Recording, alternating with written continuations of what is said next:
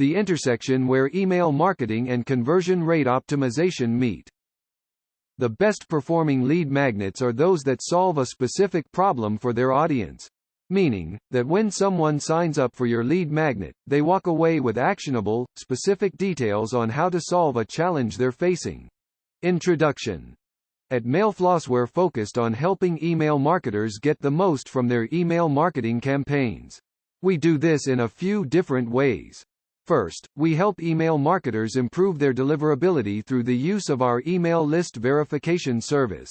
Secondly, we work hard to educate email marketers on the various topics relating to running a successful email marketing campaign. Today, Mailfloss had the opportunity to chat with Talia, the founder of GetUplift, a conversion rate optimization agency. In the interview below, we pick Talia's brain and ask questions about Crow as it relates to strategies within the world of email marketing. Without further ado, let's jump into the interview. The interview. Hello and thank you for joining us today to talk about your involvement in the Crow space. Today we're going to ask a lot of questions about the relationship between Crow and email marketing. But before we do that, let's talk about what drew you into the Crow niche in the first place.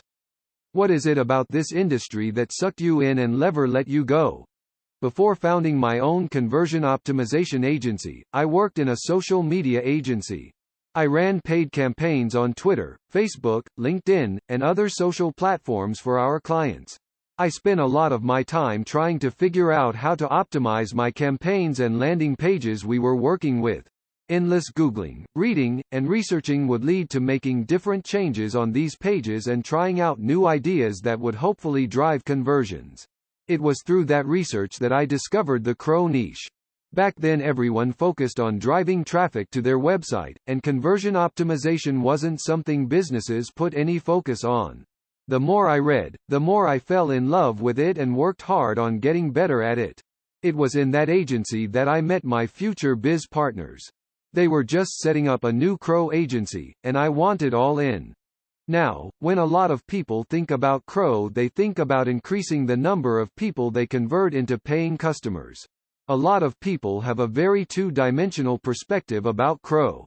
They associate Crow with doing things like changing the color of their add to cart button or adding social proof to their checkout pages. While that is part of the Crow process, it's only one small part of the process.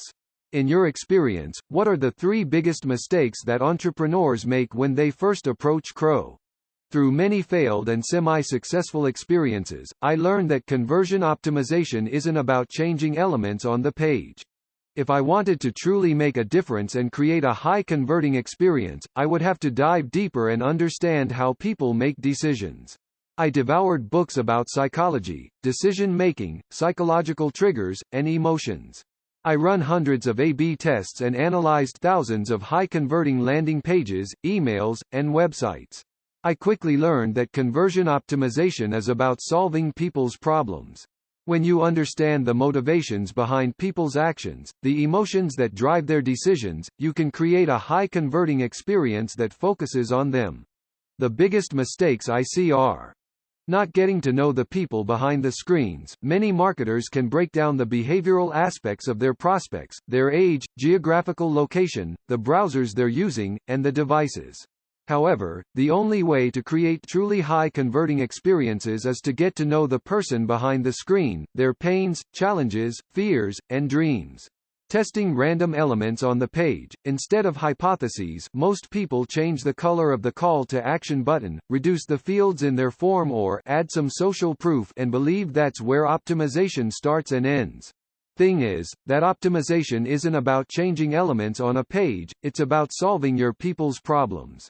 Once you find a leak in Google Analytics, and identify that something needs optimizing, it's not enough to just make cosmetic changes on a page, changes that come from reading best practices or blog posts that promise 1000% increase in conversions by making one change. You need a hypothesis, you need to understand why this problem is happening, what's causing it, and do research to understand the strategic elements missing.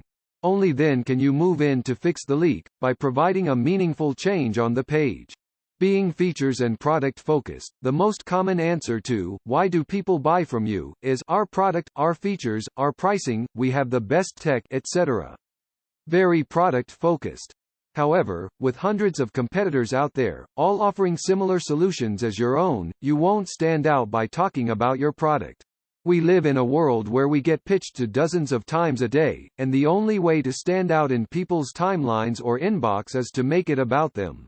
When you focus your message around your audience's desires, the challenges they go through, and their desired outcomes, when you make it about them, people care, they stop, they read and they convert. Brands that make their customer the hero are the ones that stand out in that sea of sameness and win loyal, lasting customers, clients. Where do you start when you first look at a website? In your experience, what has generally been the lowest hanging fruit for increasing website CR? We run an extensive conversion optimization audit that starts at the heart of it all, customer research. After diving into behavioral analysis using Google Analytics, heat maps, and other tools that tell us what people are doing on the website locates the biggest growth opportunities and show us what needs fixing, we move into the most crucial part, customer research.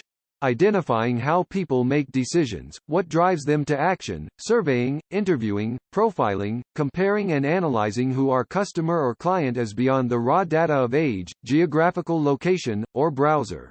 Our goal is to understand the emotions that drive people's decisions and then combine all this data to create better websites, funnels, landing pages, or emails that people connect with on an emotional level. What are your biggest struggles or points of friction as a Crow company when working on client sites? Sometimes it's a challenge to convince our clients to move away from being product-led, and helping them become more customer-led. Especially with very big organizations, branding is important, and they have very specific conceptions of what people need to know about them, and the solution they're providing. However, this is where the research comes in. We're able to easily show them what we learned, what people are saying, how they're behaving, and to pair our recommendations with the data that supports it.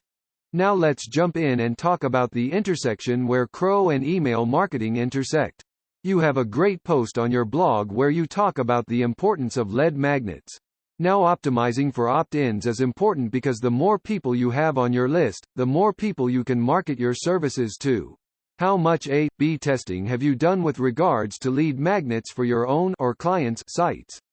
What are some of the best converting lead magnets you've seen? I see lead magnets as one of the best ways to form a strong relationship with your target audience. When you provide high-value content to your readers, you show your readers that you care about them, that you have relevant information for them, and when it comes time to sell something, they're more open to it because they know you're genuine. The best performing lead magnets are those that solve a specific problem for their audience. Meaning, that when someone signs up for your lead magnet, they walk away with actionable, specific details on how to solve a challenge they're facing. The specific type of lead magnet doesn't really matter, a guide, a quiz, a checklist, a worksheet, etc. What matters is that people can immediately see the value of downloading it and how it will solve a crucial pain in their lives. Now in terms of lead magnet placement and opt-in CR, what are some of the most important placements and design considerations? I.e. pop-up, exit pop-ups, full-page pop-up, sidebar, etc. How much testing have you done around this?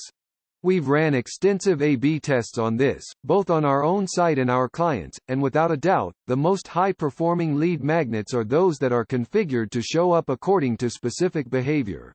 While an exit pop-up may work well on some audiences, on others, a slide-in pop-up might work better. The key to success is triggering these pop-ups according to specific behavior on the site or page. The more segmented it is, the more relevant it will be to people. We've had pop-ups configured to cover an entire screen after someone had visited the site 4+ times, scrolled more than 70% of a page and viewed at least 3 pages in one session. These kinds of pop-ups appear at the best time to our visitors with the most relevant offer and drive many sign-ups. After signing up for a lead magnet, users are often sent a series of emails as part of a drip campaign. What's your advice to entrepreneurs who don't yet have a drip campaign in place? What are some email sequences you've seen work well? My best tip is to analyze all the emails you've ever sent to your audience and find the most high-converting emails you've sent. the ones that have the most click-through rate, the ones you've gotten the most feedback on, and analyze them. What worked? Why did it work? What principles drive this email? Then you can create similar emails or even create a welcome sequence that's assembled from your most successful emails. Your end goal is to create an email sequence that connects with your prospects, builds relationships, and reminds people over and over again that you are a person, company worth listening to. Don't be afraid to write long emails. Some of my most successful emails are over 1,000 words long. Don't be afraid to be yourself. Use your own words, tone, and personality. Remember that it's all about connecting and creating trust. When it comes to A/B testing emails, what are some of the most important elements to test? Subject lines. Subject lines aren't just about getting people to open your email. In some cases you'll get less open rates but more center. Content. Experiment with the type of content you send, formal versus personal, many links in your email versus just one, long-form email versus one paragraph, and so on. Design. Our go-to at GetUplift is plain text emails, the ones that look as close as can be to a regular Gmail email. We strip those emails down to the basics and now and then add a GIF. Other than that, no design. It's definitely worth testing. In another one of your blog posts, you say that the magic behind sending emails that convert is to provide value. Can you tell us a little bit more about what you mean by this and provide some suggestions or examples? Our inboxes are overflowing with offers. Hundreds of emails hit our inbox weekly promoting some sort of offer or another. If you want to stand out in the crowded inbox and grab people's attention so they open your email, you have to show them it's worth their while. Your goal is to provide the value your people subscribed for. When someone joins your email list, they're doing it for a reason, for a promise you made. They're doing it to solve a problem that you just convinced them you can help them with. Now you've got to prove it. Sometimes that means offering a paid offer, yes. Your solution may very well be the best one to solve their problem. However, in order for them to trust you, believe you and convert, they need to see that every single email you send is about them, their journey, and you keeping that promise.